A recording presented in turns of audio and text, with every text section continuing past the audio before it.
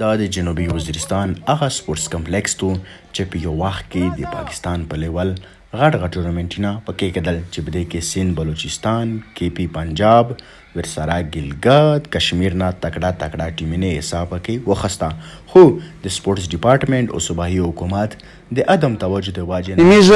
نټل کولیګز ویلور دي کنه او خو اکشل پیرون دي امیز داسته کنه سیکشوال پریکټس هڅه کوي خو امیز ګم دی راز دي کنه چې سایز زبردست نه دي چې څورا دي به کمای دغه کمای دبشه سپورټس ډیپارټمنټ لا توجه شین ورکوي او نورا چې وکاسه لکه دا پلیرونو خواهشته چې میز مطلب فیوچر شي اکشل ډیزاین تلور شي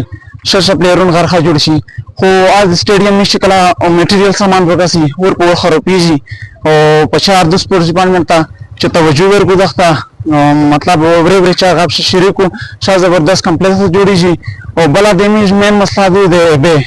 بو پوس ګراوند ته بالکل نشته ټوله خورا جوړیږي چې مان خور ورکشو دا ګراوندینه راینه تو سه مخته یشتي کنه دلته ګراوندینه ډېر څه خرابتي دغه واجنه میشته سمرا سپورټس مین دی مطلب سمرا خلک کرکټ سره شوق تای دغه په واجه دی وسلموته دی مطلب ځکه چې ګراوندینه هنداس نشته دا یو سټیډیم دا یو چې کیمو دا 15 شپږ دا غاسیشته مطلب سو